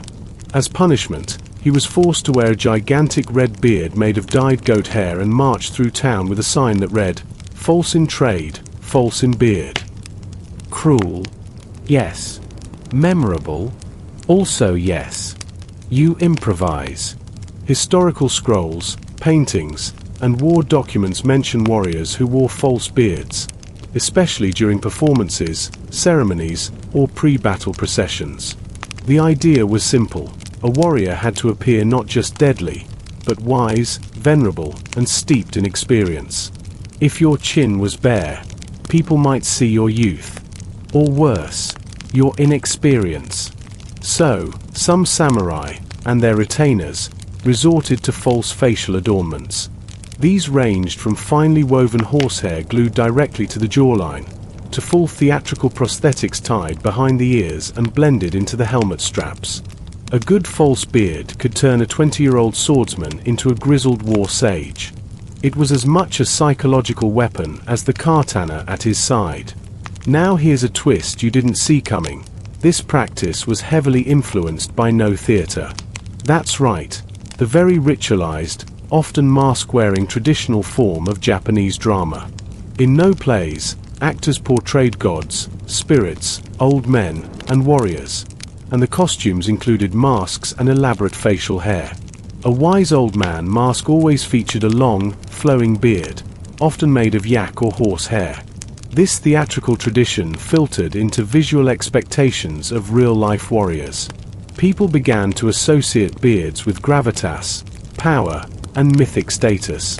So when warlords prepared for a formal portrait, say, one of those imposing hanging scrolls you see in museums, they might touch up their appearance. Some wore false facial hair during the sitting. Artists, in turn, would exaggerate the features, adding length, depth, or stern-looking stubble. Whether it was accurate didn't matter. What mattered was what the beard said about your legacy. One popular anecdote, unverified but charming, tells of a minor daimyo who refused to be painted until his battle beard was complete. The painter, confused, waited as a retainer carefully glued in a set of salt and pepper whiskers along the man's jawline. The portrait, when finished, shows a proud warrior with a beard thick enough to catch falling cherry blossoms. Whether his real face ever matched it is anyone's guess. Some fringe scholars argue that false beards were even used as psychological armor. Imagine entering battle with a fake beard swinging slightly under your kabuto helmet. You look older, scarier, maybe even possessed. To superstitious peasants or trembling foot soldiers, that illusion might be enough to make them hesitate or flee. There's a certain practical genius in this, too. Samurai already wore elaborate helmets, some with mustaches or eyebrows built in, menpo face masks with grimacing expressions, and kabuto crests shaped like antlers or horns. Adding a little extra hair to complete the fearsome warrior ensemble makes perfect sense. And that leads us to one of the most iconic accessories in samurai armor, the menpo. These were lower face masks, often made of lacquered iron or leather, worn to protect the face and terrify opponents. Many menpo included built-in mustaches or beards, either sculpted or adorned with real horsehair. These were often styled into wild points or forked braids. It was all part of the show. You didn't just fight, you performed. Interestingly, the menpo allowed younger or baby-faced warriors to instantly appear more intimidating. A 15-year-old samurai might still have the voice of a flute, but slap a grinning menpo on him with a demon mustache and suddenly he looks like he just crawled out of the underworld with a blade to match. And again, we see how appearance was used tactically. Some clans intentionally designed armor that made their soldiers look uniform, same masks, same mustaches. It made their forces appear larger, older, and more experienced than they actually were. It was facial hair as misdirection. But even off the battlefield, beards found strange new meanings. During the Edo period, when Japan was relatively peaceful and ruled by the Tokugawa shogunate, the samurai class evolved from active warriors into bureaucrats and scholars. Yet the image of the stern bearded warrior didn't disappear. Instead, it grew in artistic and ceremonial value. Samurai who couldn't grow beards, or whose beards were deemed too scruffy, might still wear them during specific rituals or formal occasions. Think of it like a powdered wig in Europe. You weren't fooling anyone, but you were honoring the tradition. Some Buddhist monks in Japan also wore fake facial hair for temple dramas or ceremonial reenactments. In these performances, which depicted sacred stories or mythic battles, the gods and heroes often had long facial hair. A beard became a stand-in for both age and enlightenment. The irony: many monks shaved their heads and faces as part of their vows. So they had to glue on what they'd voluntarily removed. History is full of these little contradictions. Let's not forget about art. In ukiyo-e woodblock prints, beards were used to distinguish characters, especially legendary warriors, demons, or famous generals. But the artists often took liberties. A barely bearded real-life warrior might end up with a grand chin forest in his print. In one famous print of Takeda Shingen, the warlord's beard is almost comical in its majesty. Was it real? Possibly. But the ink tells a bigger story than the mirror ever did. And sometimes, false beards were used ironically. A 17th century poem references a drunk samurai who, having shaved during a purification ritual, regretted his baby-faced appearance so deeply that he taped on horsehair and wandered the town insisting he hadn't lost his manhood. Whether the poem is fact or satire doesn't matter. The image is unforgettable, and it tells us something real. Even in a culture that prized silence, restraint, and inner discipline, external presentation still mattered. If your face didn't say what your soul wanted it to, well, you helped it along. He adjusts it, makes sure it doesn't flap too much in the wind, and sits back, ready to look 20 years older. It's part theater, part strategy, because in the steppe, appearance and reality often rode side by side. And then there's the issue of superstition. Among some Mongol clans, beards, and hair in general, were believed to carry spiritual energy. A long beard was seen not just as a sign of experience but as a physical manifestation of inner power. Cutting your beard was sometimes associated with shame, defeat, or mourning. In a few fringe cases, when a warrior was dishonored or cast out, his beard was shaved publicly. Think of it as a spiritual UN bearding, a removal of one's elderhood. But here's where it gets really strange. In certain clans, there are whispered stories of beards made not just from horsehair or human hair, but from mystical materials. One Mongolian folktale tells of a warlord who wore a beard fashioned from raven feathers and fox fur, enchanted by a shaman to give him the voice of 10 men. Whether this tale was metaphor or madness, we'll never know. But it speaks to the cultural weight placed on facial adornment. And of course, we can't talk about the Mongols without returning to the figure at the center of it all, Genghis Khan himself. While there are no verified portraits of Genghis Khan from his lifetime, later depictions, especially Chinese and Persian ones, show him with a neat, dark mustache and a narrow, tapered beard. But was that real? Or was it an artistic flourish to lend him gravitas? Some scholars believe Genghis had sparse facial hair and that later illustrations simply imposed the expected wise elder look retroactively. Others argue he did, in fact, grow a beard later in life, and the portraits are accurate. Still, given the Mongol emphasis on symbolism, it's entirely possible that even the Khan's beard became more myth than reality. In The Secret History of the Mongols, one of the few surviving sources written by the Mongols themselves, there's little mention of facial hair at all. But it does describe the Khan's garments, rituals, and physical presence in ways that suggest meticulous presentation. If facial hair played a role in his image, it was likely just as carefully curated. That brings us to an odd footnote. During the Yuan dynasty, established by Genghis Khan's grandson Kublai Khan in China, Mongol rulers began adopting some Chinese customs, including the cultivation of longer facial hair. For Chinese audiences, a bearded emperor symbolized Confucian wisdom and rightful rule. So, Kublai and his court were sometimes shown with fuller beards, possibly exaggerated in official portraits. Some fringe historians suggest they may have even experimented with artificial enhancements to appear more in line with Chinese expectations. Imagine the scene: a Mongol emperor, descended from a nomadic horseman, now sitting on a Chinese throne, adjusting a neatly combed beard extension before addressing the imperial court. It's a moment that perfectly encapsulates the cultural fusion and quiet absurdity of empire. And in military life, there's a practical reason to think some fake beards existed. In harsh winters, when temperatures dropped to bone-shattering levels, Mongol warriors would wrap their faces in cloth or fur to stay warm. These wrappings often gave the illusion of a full beard, even if the man underneath had nothing more than stubble.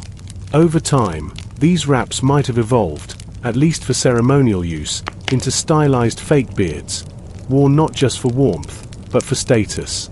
One French ambassador to the Mongol court reportedly described being confused by the varied shapes and sizes of whiskers, some tied with string, others pasted to the cheeks.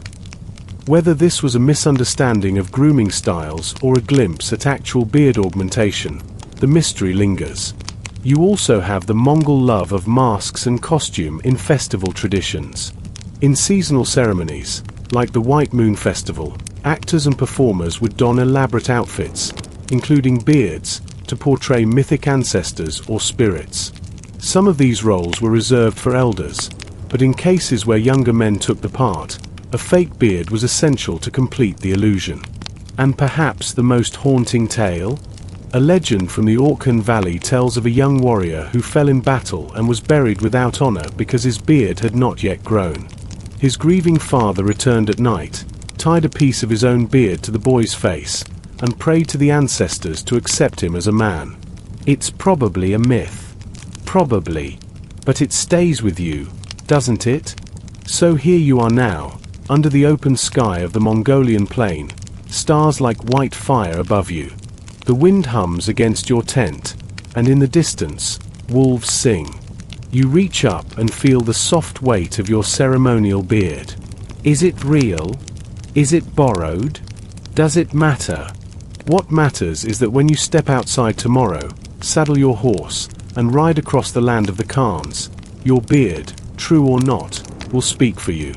It will say, I am older than I look. I am wiser than you think. And I belong here. The steps behind you fade into mist, and now the air thickens with the scent of cherry blossoms, rain-drenched pine, and smoldering incense. You pass through mountain passes and rice paddies, over temples roofed in gold leaf and bamboo groves whispering in the wind.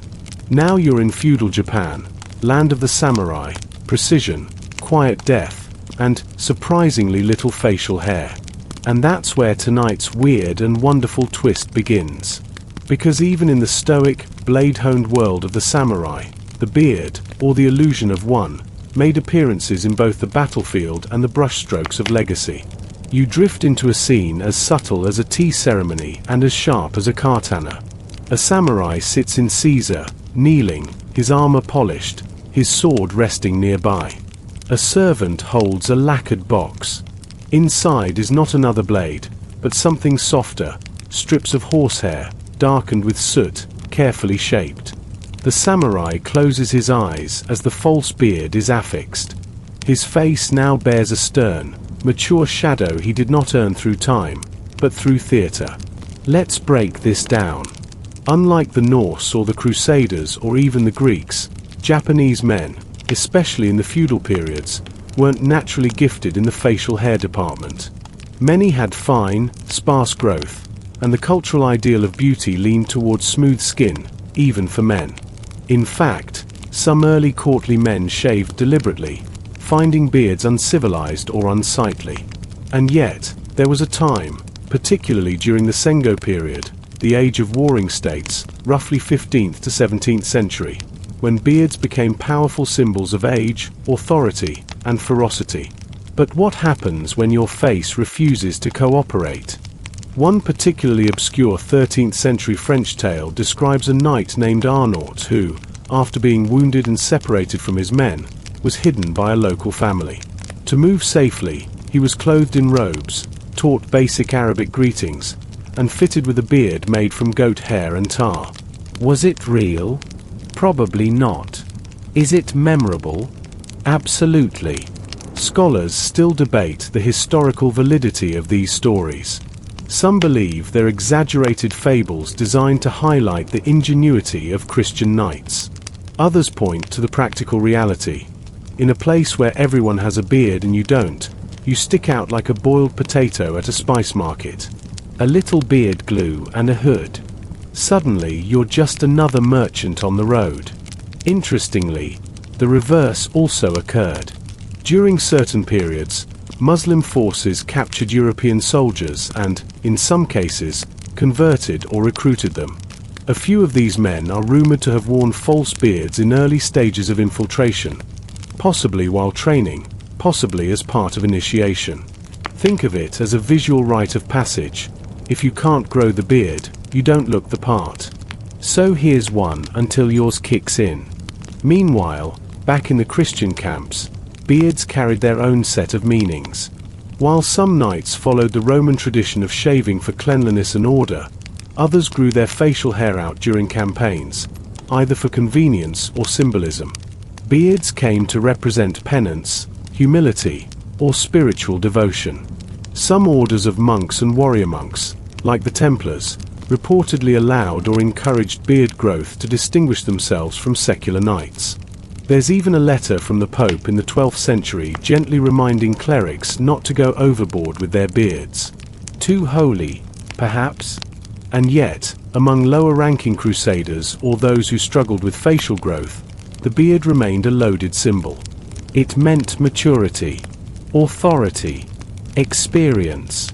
So it's not unthinkable that a young, beardless squire might feel the pressure to present himself as more seasoned, especially when facing the deeply bearded warriors of Saladin's forces. A little goat hair and resin? Suddenly you're not a boy anymore. Theatrical plays and religious reenactments within the camps also used false beards. During Easter, Christmas, or local saint festivals, Crusader communities staged dramas to lift morale. These plays featured apostles, kings, prophets, all roles that traditionally required facial hair. And what do you do when your best actor is 19 and smoother than a scroll? You hand him a beard wig and tell him to pretend he's Moses. One weird, delightful account from a Crusader stronghold in Edessa describes a mock trial skit in which a knight playing Pontius Pilate wore a long grey beard that kept falling off mid-monologue. The audience roared. The beard was stuffed with straw. And after the performance, it was ceremonially burned, possibly as a joke, possibly to keep lice from spreading. Theatre and hygiene, hand in hand. This brings us to perhaps the strangest function of the fake beard in Crusader society, as a tool of penance and discipline. There are whispers, again more anecdotal than verified, that soldiers who shirked their duties or broke vows were forced to wear false beards as public humiliation, especially the really obvious, exaggerated ones. It was a reverse symbol. Instead of commanding respect, it made you look foolish. A scarlet letter on your face. You can almost picture it, a knight sitting sullenly on a barrel, a ridiculous mop of wool tied to his chin, while the others laugh and drink nearby. Maybe the punishment only lasted a day. Maybe it stuck in legend. Either way, that beard didn't come from the gods, it came from the quartermaster's laundry pile. So now, as the sun dips behind the hills of Galilee, and the campfires flicker in the Crusader outpost, you lie back on a bedroll, adjusting your itchy beard strap. Maybe it's made of camel hair. Maybe it's just darkened yarn. But for a moment, as the stars burn ancient overhead, you look like someone worth following.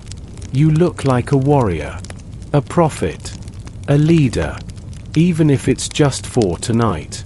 Now the arid deserts of the Holy Land fade into vast, whispering grasslands.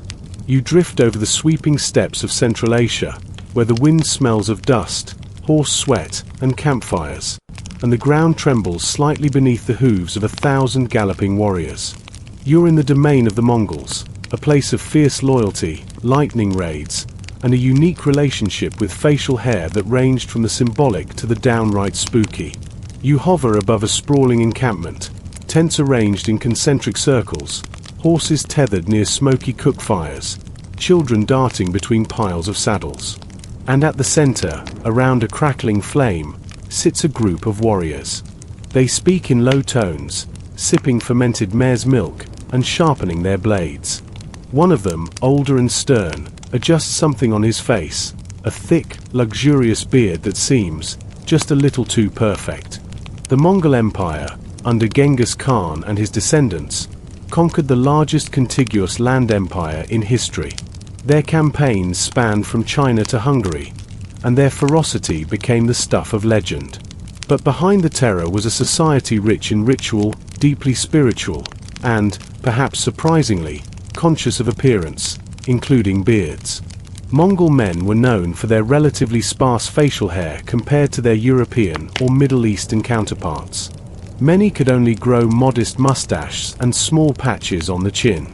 And yet, in Mongol art and oral tradition, the mighty Khans and generals are often depicted with grand, sweeping beards. What gives? Well, scholars have pointed out that Mongol depictions of their rulers were often idealized. Just like modern photoshopping, medieval portraiture, whether in murals, scrolls, or carved reliefs, was less about reality and more about messaging. You wanted your Khan to look wise? You gave him a beard. A long one. The kind of beard that could shelter wisdom or possibly a tiny falcon. Whether he could actually grow, it was beside the point. This idealization spilled into daily life too. Some oral traditions from the Mongol and Turkic steppe peoples include stories of warriors wearing artificial beards during ceremonies or high-stakes negotiations to convey age or authority. Was this common? Probably not. Was it ritualistically important in some contexts? Very possibly. You can almost picture it, a young general, only 25, sitting down to negotiate with a rival tribe. His face is smooth, his voice strong, but he knows that age commands respect. So, before the envoy arrives, a servant gently ties a dark, braided beard beneath his jaw. Now, let's get tactile for a moment. Close your eyes and picture this. You're a Viking warrior gearing up for battle. You've oiled your leather boots, sharpened your Sikhs, and now, because your chin's looking a little too boyish, you reach into your pouch and pull out a short piece of braided fox fur. You tie it beneath your helmet's chin strap, adjust it for symmetry, and now you're not just Bjorn the carpenter's son. You're Bjorn the bearded, destroyer of cowards. The morale boost alone might be worth it. Of course, not all Viking beard enhancement was secretive. Beard grooming was a serious business. The Norse loved their combs, small, intricate pieces often made of bone or antler. These weren't tossed in drawers, they were worn on belts or around the neck like tools of prestige. A well-groomed beard showed discipline. A man who combed his beard every morning wasn't just stylish, he was respected. And there's humor too. One ancient Norse joke tells of a warrior so proud of his beard that he refused to surrender to an enemy unless they addressed his beard by name. Was it real? Was it braided wool? We'll never know. But the ego? Definitely authentic. You also have Norse poetry, those complex, layered verses that celebrated war, nature, and the power of good hair. In Skaldic poetry, warriors were sometimes described as having beards like iron forests, or chins that bore the winter wind. The metaphor was clear. The beard wasn't just a part of the man, it was the man. Interestingly, while men celebrated their beards, women in Viking society also took note. There are records of courtship poems praising the thickness and shine of a man's beard. In sagas, young women often tease warriors with lines like, "Will your beard grow thicker after your next raid?" So if you had a patchy chin, and you wanted to impress a certain shield maiden at the mead hall, well, a little fur couldn't hurt. And let's not forget the rituals. Some Viking burial rites involved grooming the body, including the beard, before burial. In cases where the deceased had no beard, is it so hard to imagine that one might be applied post-mortem, just to ensure the warrior looked his best for Valhalla? Some anthropologists think so. Others scoff. But the visual remains: a quiet longhouse, a grieving family, and someone gently tying a beard to a warrior's face one last time. So here you are, standing in the snow outside a ring of runestones. Your beard, real or enhanced, is coated in frost. Behind you, longboats bob on a dark fjord. Ahead, a feast waits. Mead flows, stories are told, and across the fire, someone raises a cup and toasts your mighty chin maner. They don't know it's fox fur. And honestly, it doesn't matter. What matters is the legend. And legends, like beards, sometimes need a little help to grow. The air shifts once more, no longer icy and bracing like a Norse wind, but drier, dustier, and spiced with the mingling scents of frankincense, roasted lamb, and worn leather. Your journey floats you across continents and centuries, into a world of banners flapping over arid hills, chainmail creaking beneath tunics, and knights muttering prayers beneath their breath before drawing swords. Welcome to the era of the Crusades, where East met West in both blood and bewilderment, and where, oddly enough, fake beards might have saved a few lives, or at least earned a few confused stares. You're standing now in the outskirts of Jerusalem, The sun glares off limestone, the call to prayer echoes in the distance, and a group of weary knights fumble with the straps of their helmets. But wait, what's this? One of them, pale-skinned and clearly European, is adjusting something on his face. A false beard. It's thick, jet black, clearly not his, and a little crooked. Still, from a distance, he could pass. At least until he speaks. So, what were knights and crusaders doing with fake beards in the desert? Let's rewind. Between the 11th and 13th centuries, waves of European crusaders marched into the Holy Land, driven by religion, power, and in many cases, wildly inaccurate maps. These warriors, often from France, England, and the Germanic states, found themselves in a completely foreign environment. Different language, different culture, different beard game. See, many Middle Eastern men at the time wore long, well-kept beards as a mark of wisdom, maturity, and faith. For Muslim men especially, growing a beard was considered a religious duty, and the longer and more neatly groomed it was, the more respected the man often became. In contrast, most of the knights arriving from Europe were either clean-shaven, a Roman legacy, or bore modest, scruffy growths that didn't hold up well under desert sun and battlefield grime. This led to a cultural clash, not just of beliefs and borders, but of appearance. A beard wasn't just hair, it was identity. So, naturally, someone got the idea, if you can't grow it, fake it. Historical sources, though rare and often veiled in myth, suggest that some European crusaders may have adopted local styles to blend in, particularly when traveling through hostile or ambiguous territory. There are tales, unverified but persistent, of knights wearing robes, dyeing their hair, and yes, strapping on fake beards to pass as locals, either for disguise or to appear more authentic in biblical reenactments or ceremonies. That's right, biblical cosplay. Pilgrimages to the Holy Land weren't just about fighting. They were also about walking where Jesus walked, praying at the tombs, and, for some overly dramatic Europeans, dressing the part. Some fringe scholars speculate that pious pilgrims would adopt Middle Eastern attire, including false beards, to enhance the spiritual experience, imagining themselves as prophets or apostles wandering through the sands. Was it reverent? Was it performative? Probably both. Imagine showing up to Jerusalem in full knight regalia, then slipping into a robe and sticking on a horsehair beard before approaching the Church of the Holy Sepulchre. Commitment. Of course, the battlefield had its own motivations. In the chaos of the Crusades, soldiers were often separated from their armies and had to navigate territories where being recognized as a European Christian could mean death. Disguises became a matter of survival.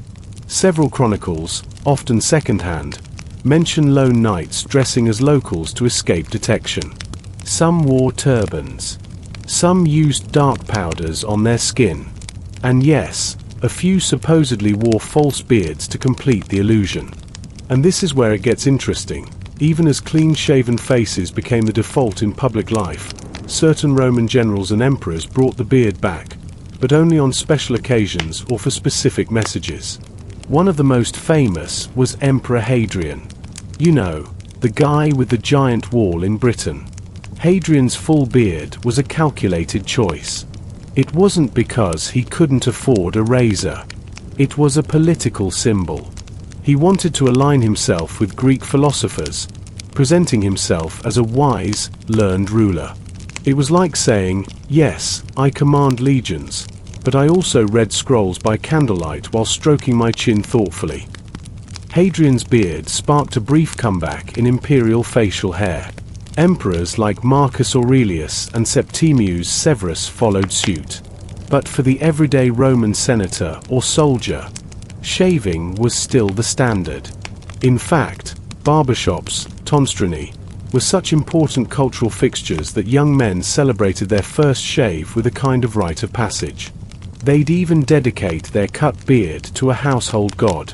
Imagine making a religious offering out of your peach fuzz. Of course, some fringe figures never got the memo. Roman actors, street performers, and religious mystics sometimes wore false beards during festivals or rituals. Theatrical performances often featured characters with wool or horsehair beards, glued on or tied with string, especially when depicting foreigners, elders, or gods. So, while Rome officially distanced itself from real beards, it made room for fake ones on stage and in symbolism. You just didn't want to wear one to your Senate hearing, unless you were planning a coup and needed a dramatic reveal. Now here's a fun little tidbit. There are passing mentions in satire and poetry of men using powdered charcoal to darken the jawline, basically a proto-5 o'clock shadow.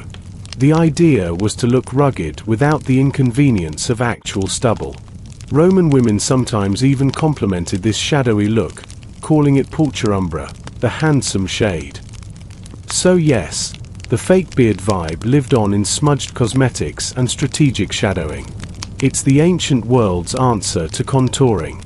And in military life, beards were often seen as impractical.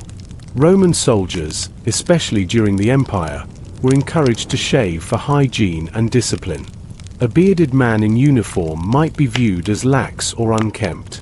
But here comes the twist. Some officers wore ceremonial beards during victory parades. It was rare, but in a few triumphs and dramatic returns from the East, generals appeared bearded, either as a nod to conquered cultures or to evoke images of ancient, godlike warriors. Were some of these ceremonial beards faked? Scholars disagree. One camp argues that, given the pressure to remain clean-shaven, fake or hastily grown beards were used for symbolic effect. They were more like props, tied on, painted, or perhaps even made of felt. The other camp insists these were real, grown out for the occasion, with the fake beard angle dismissed as romantic nonsense. The debate rages on, and we may never get to the bottom of it. But the idea of a Roman general pulling a beard out of his travel pack before entering the city gates is too good to ignore. Speaking of theatrics, let's talk about Saturnalia. This Roman festival, basically ancient Christmas if you replaced the tree with public drunkenness, included elaborate costumes and role reversals. During Saturnalia, slaves dined like masters, dice rolled freely, and masks and costumes were everywhere. Some participants donned false beards and wigs to play gods or elders.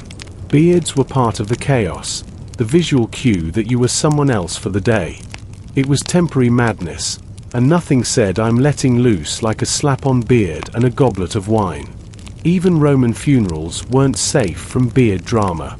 Mourners sometimes wore masks of ancestors, complete with fake beards to portray age and dignity. You can picture it, a solemn procession, with men in stiff wax masks, the scent of incense heavy in the air, and beards gently swaying in time with the funeral drums. It's all very serious, until someone's wax beard starts melting in the midday sun. Probably not a common problem. But hey, even Rome had its awkward moments. And don't forget the satirists. Roman writers like Juvenal loved poking fun at hypocrites, especially men who used powder to fake beards or wore them to appear philosophical while doing very unphilosophical things. There's one passage where a man is mocked for gluing on a beard and then trying to seduce someone with bad poetry. That's the Roman version of putting on glasses to seem smart while quoting Pinterest. So here you are, walking through the Forum in a simple white toga, surrounded by marble columns and stern-looking statues. Everyone's smooth-faced, except that one philosopher gesturing wildly beside a fruit stall. He's got a beard. It might be real. It might be horsehair. Either way, he's stroking it like it contains the meaning of life. You nod at him and move on. There's an aqueduct to admire, maybe a bathhouse to visit. But in your heart, you know the truth. Even in a culture that prided itself on being clean-shaven, the power of the beard never truly faded.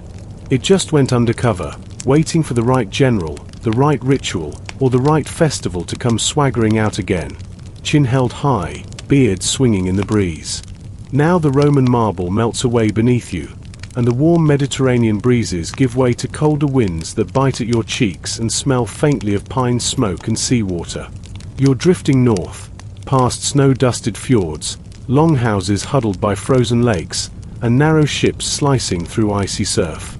Welcome to Viking territory. This is the land of axes, sagas, and some of the most legendary beards ever whispered about around a fire. You land softly beside a roaring hearth in a dim longhouse. A warrior in a bearskin cloak sharpens his blade, his beard wild and frost-tipped, more tangled than a bird's nest during a hurricane. And the thing is, it might not even be real. That's right. For all the hype about Viking beards, not every Viking had the genetics, or the patience, to grow one worthy of song. While pop culture likes to paint Norse warriors as uniformly bearded giants with braided facial hair and growls that could shatter oak, the reality was far more nuanced, and, at times, a little suspicious. Even Roman funerals weren't safe from beard drama. Mourners sometimes wore masks of ancestors, complete with fake beards to portray age and dignity. You can picture it, a solemn procession, with men in stiff wax masks, the scent of incense heavy in the air, and beards gently swaying in time with the funeral drums. It's all very serious, until someone's wax beard starts melting in the midday sun. Probably not a common problem. But hey, even Rome had its awkward moments. And don't forget the satirists. Roman writers like Juvenal loved poking fun at hypocrites, especially men who used powder to fake beards or wore them to appear philosophical while doing very unphilosophical things. There's one passage where a man is mocked for gluing on a beard and then trying to seduce someone with bad poetry. That's the Roman version of putting on glasses to seem smart while quoting Pinterest. So here you are, walking through the forum in a simple white toga, surrounded by marble columns and stern-looking statues. Everyone smooth-faced, except that one philosopher gesturing wildly beside a fruit stall. He's got a beard. It might be real. It might be horsehair. Either way, he's stroking it like it contains the meaning of life. You nod at him and move on. There's an aqueduct to admire, maybe a bathhouse to visit. But in your heart, you know the truth. Even in a culture that prided itself on being clean-shaven, the power of the beard never truly faded. It just went undercover, waiting for the right general, the right ritual, or the right festival to come swaggering out again. Chin held high, beard swinging in the breeze. Now the Roman marble melts away beneath you, and the warm Mediterranean breezes give way to colder winds that bite at your cheeks and smell faintly of pine smoke and seawater. You're drifting north, past snow-dusted fjords, longhouses huddled by frozen lakes, and narrow ships slicing through icy surf. Welcome to Viking territory. This is the land of axes, sagas, and some of the most legendary beards ever whispered about around a fire. You land softly beside a roaring hearth in a dim longhouse. A warrior in a bearskin cloak sharpens his blade, his beard wild and frost-tipped, more tangled than a bird's nest during a hurricane. And the thing is, it might not even be real. That's right. For all the hype about Viking beards, not every Viking had the genetics, or the patience, to grow one worthy of song. While pop culture likes to paint Norse warriors as uniformly bearded giants with braided facial hair and growls that could shatter oak, the reality was far more nuanced, and, at times, a little suspicious. Let's start with the basics. Norse culture did hold facial hair in high regard. Beard growth was associated with strength, honor, and the gods themselves. Thor had a beard that practically had its own saga. Odin, ever the mysterious All-Father, was depicted with a long, flowing beard, often shown trailing in the wind like the tail of a comet. So, naturally, mortal men aimed to imitate their deities in the follicular department. In Viking society, to have a full, lush beard was a mark of masculinity and adulthood. Young boys waited anxiously for the first coarse hairs to sprout from their chins the way some kids today wait for their learner's permit. And when it came, you better believe they grew it out, groomed it with whale oil balm, and probably braided it just to make it look longer. Think of it like a medieval version of the man bun, except frostier. But here's where things get fun. Not every Viking could grow a respectable beard. Scandinavians, like any population, had genetic diversity. Some men had patchy growth, some couldn't grow more than a chin fuzz, and others likely turned to enhancements. Fringe accounts and archaeological speculation suggest that false facial hair may have been more common than we think. While we don't have direct written confessions from a Norseman gluing on a beard extension before a raid, we do have intriguing clues. Some burial sites have included combs, tweezers, and small pouches that could have held grooming aids, or, possibly, beard extensions made from animal fur or human hair. These pouches were typically kept close to the body, hinting at their personal significance. Were they shaving kits? Sure. Could they have also held bits of horsehair to fill in a wispy chin? It's not impossible. And then there are the sagas.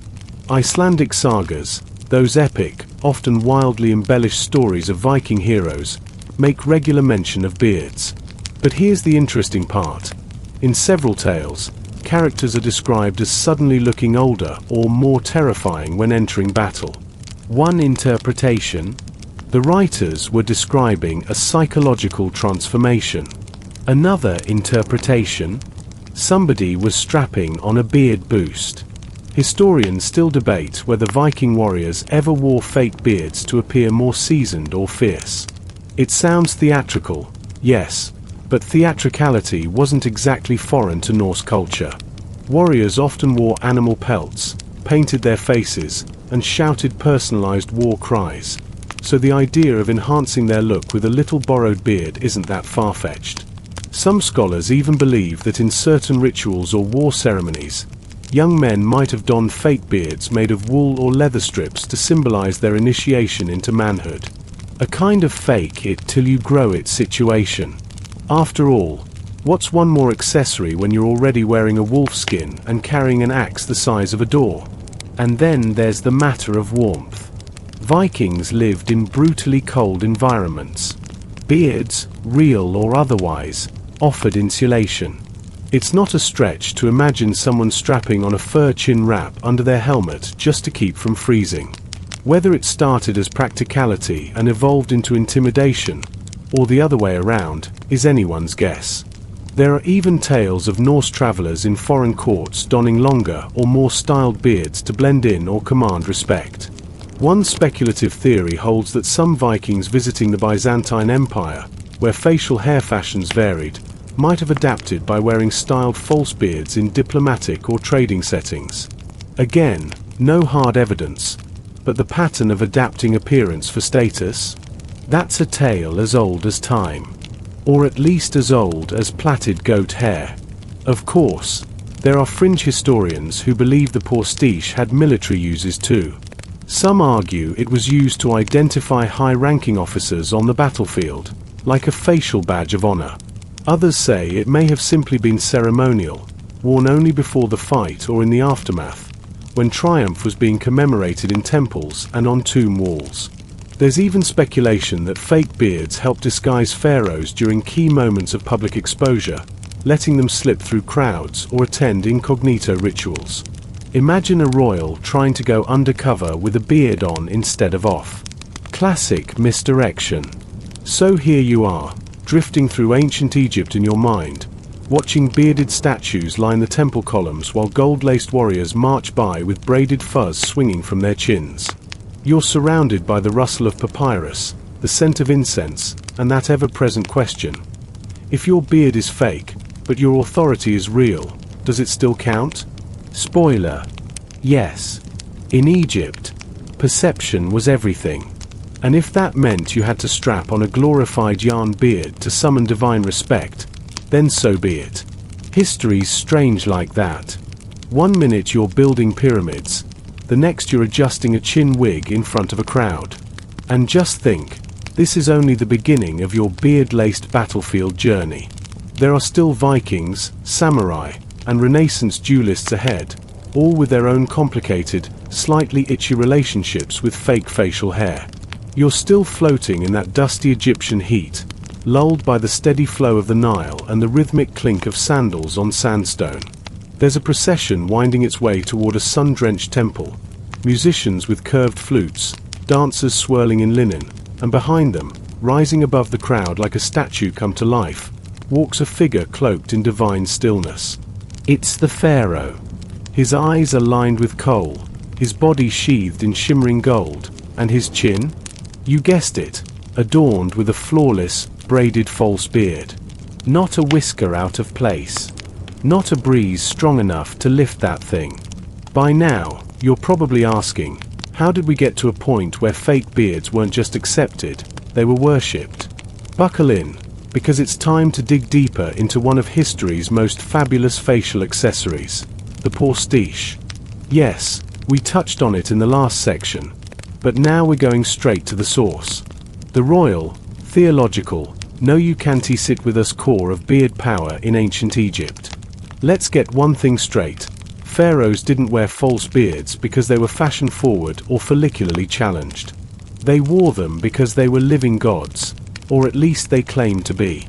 In the cosmic bureaucracy of Egyptian theology, the pharaoh wasn't just a man. He was Horus in life and Osiris in death. That's a lot of pressure for one guy and his facial hair. And since Osiris, god of the afterlife, had that trademark curved beard, the pharaoh needed one too. Whether nature cooperated or not was irrelevant. You want god-tier authority? You better glue it on. And these beards weren't the slapdash stickerness you find in a party store. No, no. The elite pastiche was a work of ceremonial engineering. Braided with precision, dyed, stiffened with resins, and sometimes even tipped in gold, these beards were sacred objects. They weren't meant to blend in with your face, they were meant to stand out like a badge of the divine. It was the ancient version of blue check verification, but for demigods. One famous example is the funerary mask of Tutankhamun. That golden visage that's now one of the most recognized artifacts in the world. It's got a meticulously crafted false beard attached to the chin. In fact, in 2014, museum workers accidentally knocked that beard off during a cleaning session and tried to glue it back on with epoxy. Spoiler: it didn't go well. You'd think that after 3,000 years, someone would have invented a better beard adhesive. But nope. Just centuries of reverence and one very awkward museum repair job. Back in ancient times, these beards weren't just for show. They were part of the pharaoh's toolkit for maintaining Ma'at, or cosmic order. Think of Ma'at as a kind of universal balance, the opposite of chaos. The pharaoh's job was to uphold this balance on earth, and the beard helped reinforce his role as the stabilizing force between gods and mortals. No pressure, right? Now here's where it gets weirder. Not only did pharaohs wear false beards in life, but they were buried with them. Yes, even in death, you were expected to keep your beard game strong. Archaeologists have uncovered numerous burial masks with attached false beards, meant to help the deceased align with Osiris and secure a comfy spot in the afterlife. Imagine being judged by the gods, and your biggest worry is whether your ceremonial beard survived the mummification process. And it wasn't just pharaohs. High priests, certain court officials, and even women of royal lineage sometimes wore ceremonial beards during specific rituals. That brings us back to the ultimate beard-wearing queen, Hatshepsut. Now, Hatshepsut deserves her own late-night documentary. She ruled as pharaoh around 1478 BCE, and she didn't just break the glass ceiling. She put on a fake beard, called herself king, and redefined the role entirely. Statues of her from this era show her wearing the full royal regalia, including the distinctive false beard that symbolized kingship. She also adopted the titular language of male rulers in official inscriptions, referring to herself as His Majesty. Power move? Absolutely. But also strategic. She needed to appear legitimate in a culture where divine rulership was firmly linked with male symbolism. Some scholars still argue about how often she actually wore the false beard in person. Was it reserved for ceremonies? Or was it a daily accessory? Did she wear it in council meetings? At breakfast? We don't know. But the mere fact that she adopted it in sculpture and iconography is enough to prove she understood the symbolic power it held. The beard wasn't about gender. It was about authority. About embodying a role. It was less I'm pretending to be a man and more I am Pharaoh, and this is what pharaohs look like. Period. Of course, this didn't stop later rulers from trying to erase her legacy. After her death, her stepson Thutmose III went full petty mode and tried to scrub her name from monuments, break her statues, and, we can only assume, donate her fake beard to history's lost and found bin. But joke's on him. Her bearded statues survived and are now displayed in museums around the world, whispering, "I wore it better" to all the clean-shaven busts beside them.